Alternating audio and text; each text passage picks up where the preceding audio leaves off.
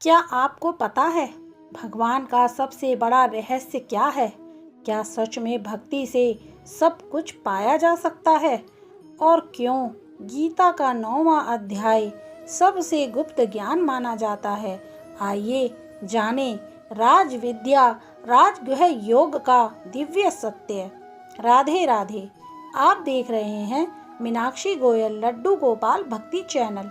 स्वागत है हमारी गीता श्रृंखला में। आज हम पढ़ेंगे भागवत गीता का 9वां अध्याय राज विद्या राजगुह योग, जिसमें कुल 34 श्लोक हैं। इस अध्याय में भगवान श्री कृष्ण अर्जुन को बताते हैं सबसे गुप्त ज्ञान, सबसे पवित्र ज्ञान और भक्ति का सर्वोच्च मार्ग। आइए इस दिव्य ज्ञान को सरल हिंदी में समझते हैं। श्री भगवान ने कहा, हे अर्जुन, अब मैं तुझ ईर्ष्या न करने वाले के लिए इस परम गोपनीय ज्ञान को अनुभव सहित कहता हूँ, जिसको जानकर तू इस दुख रूपी संसार से मुक्त हो सकेगा। यह ज्ञान सभी विद्याओं का राजा, सभी गोपनीयों से भी अति गोपनीय, परम पवित्र, परम श्रेष्ठ है। यह ज्ञान धर्म के अनुसार सुखपूर्वक कर्तव्य कर्म के द्वारा अविनाशी परमात्मा का प्रत्यक्ष अनुभव कराने वाला है। हे परंतप, इस धर्म के प्रति श्रद्धा न रखने वाले मनुष्य मुझे न प्राप्त होकर जन्म मृत्यु रूपी मार्ग से इस संसार में आते जाते रहते हैं। मेरे कारण ही यह संसार दिखाई देता है और मैं ही इस संपूर्ण जगत में अदृश्य शक्ति रूप में सभी जगह स्थित हूँ। सभी प्राणी मुझ में ही स्थित हैं, परंतु मैं उनमें स्थित नहीं हूँ। हे अर्जुन, यह मेरी ऐश्वर्यपूर्ण योग शक्ति को देख।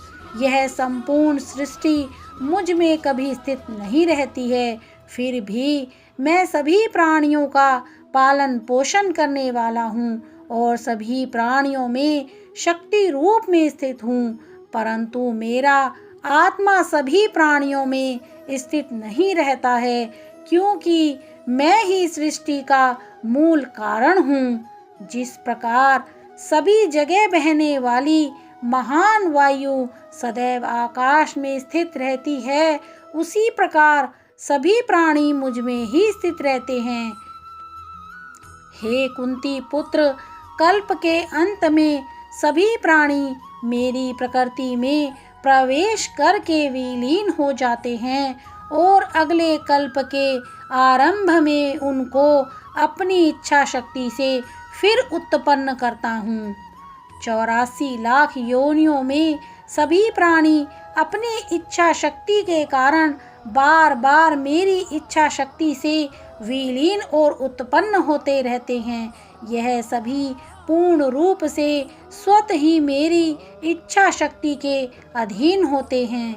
हे धनंजय, यह सभी कर्म मुझे बांध नहीं पाते हैं, क्योंकि मैं उन कार्यों में बिना किसी फल की इच्छा से उदासीन भाव में स्थित रहता हूँ।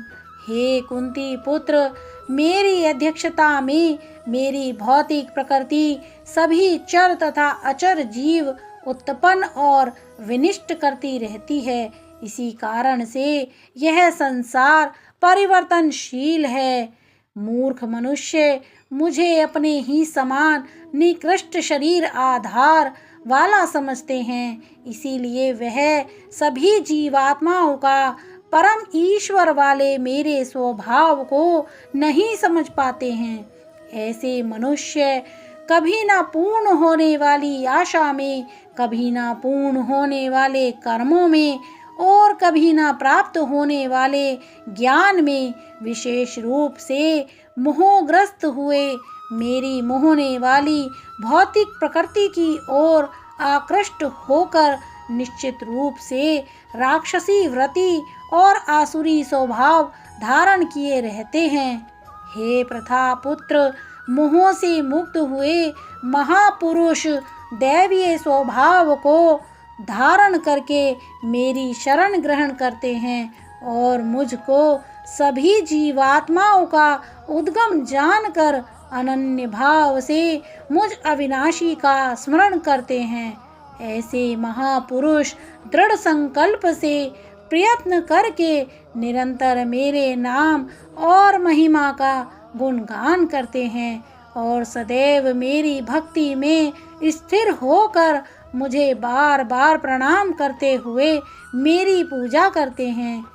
कुछ मनुष्य ज्ञान के अनुशीलन द्वारा यज्ञ करके, कुछ मनुष्य मुझे एक ही तत्व जानकर, कुछ मनुष्य अलग अलग तत्व जानकर अनेक विधियों से निश्चित रूप से मेरे विश्व स्वरूप की ही पूजा करते हैं।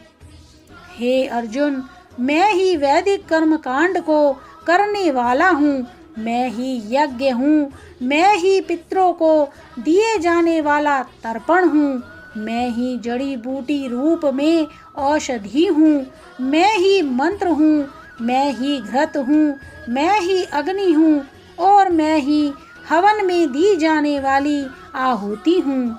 इस संपूर्ण ब्रह्मांड का मैं ही पालन करने वाला पिता हूँ, मैं ही उत्पन्न करने वाली माता हूँ, मैं ही मूल स्रोत दादा हूँ, मैं ही इसे धारण करने वाला हूँ, मैं ही पवित्र करने वाला ओंकार शब्द से जानने योग्य हूँ, मैं ही यजुर्वेद, ऋग्वेद, सामवेद विधि हूँ, मैं ही सभी प्राप्त होने वाला परम लक्ष्य हूँ, मैं ही सभी का भरण पोषण करने वाला हूँ, मैं ही सभी का स्वामी हूँ, मैं ही सभी के अच्छे बुरे कर्मों को देखने वाला हूँ, मैं ही सभी का परम धाम हूँ, मैं ही सभी की शरण स्थली हूँ, मैं ही सभी से प्रेम करने वाला घनिष्ठ मित्र हूँ, मैं ही सृष्टि को उत्पन्न करने वाला हूँ,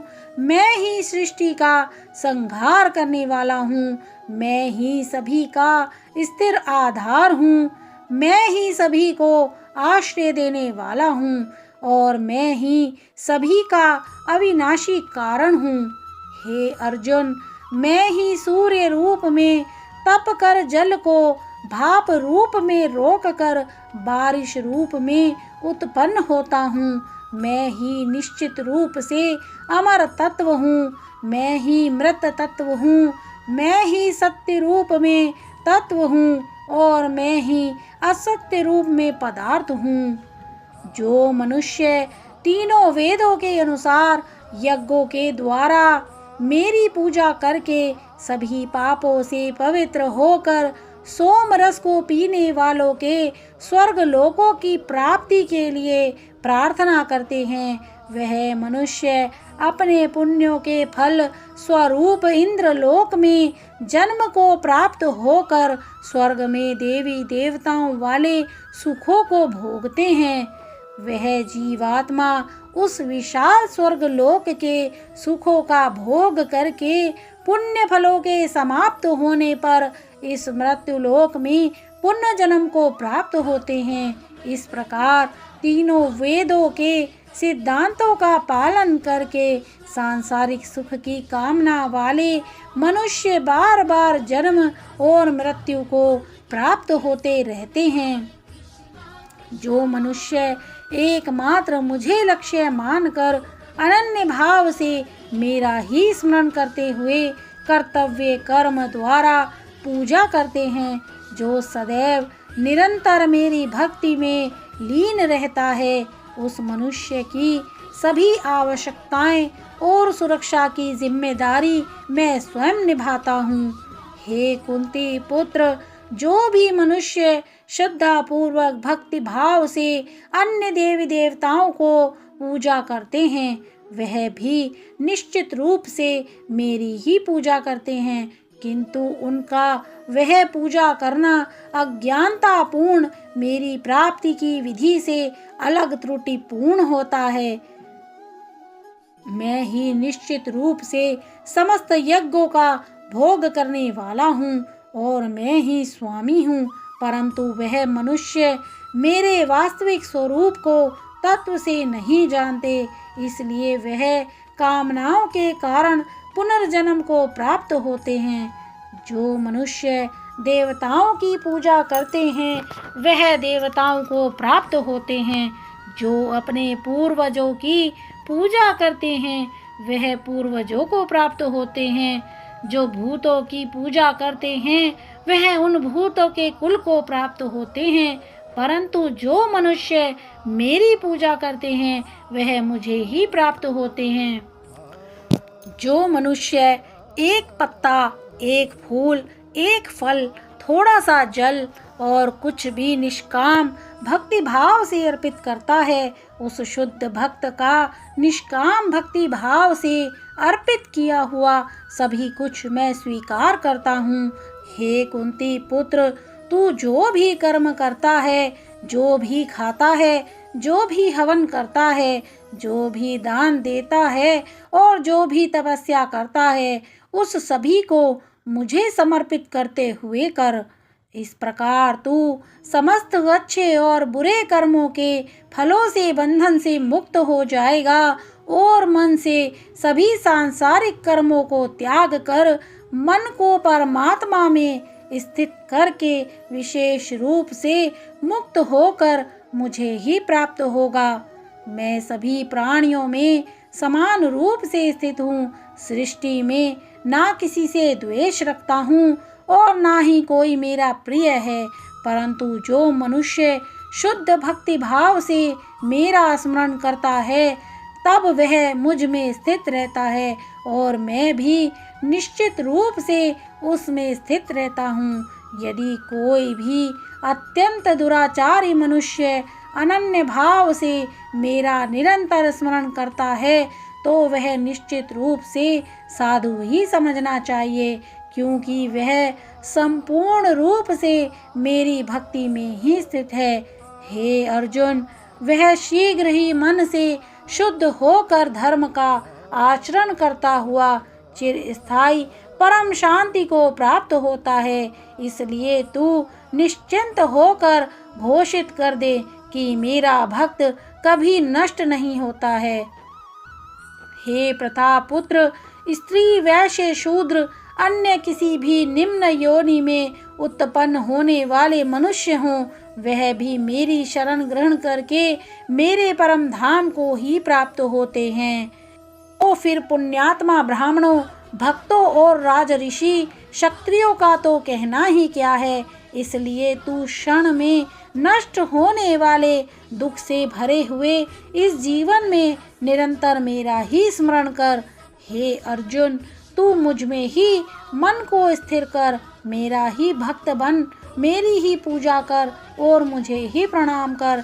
इस प्रकार अपने मन को मुझ परमात्मा में पूर्ण रूप से स्थिर करके मेरी शरण होकर तू निश्चित रूप से मुझे ही प्राप्त होगा। इस प्रकार उपनिषद, ब्रह्म विद्या तथा योग शास्त्र रूप श्रीमद् भगवद गीता के श्री कृष्ण अर्जुन संवाद में राज विद्या योग नाम का 9वां अध्याय संपूर्ण हुआ। हरि ओम तत्सत। आज हमने जाना सच्ची भक्ति से भगवान को पाया जा सकता है। अगर आपको यह ज्ञान पसंद आया हो तो वीडियो को लाइक करें, शेयर करें और चैनल को सब्सक्राइब जरूर करें। फिर मिलेंगे गीता के अगले अध्याय 10 के साथ। राधे राधे।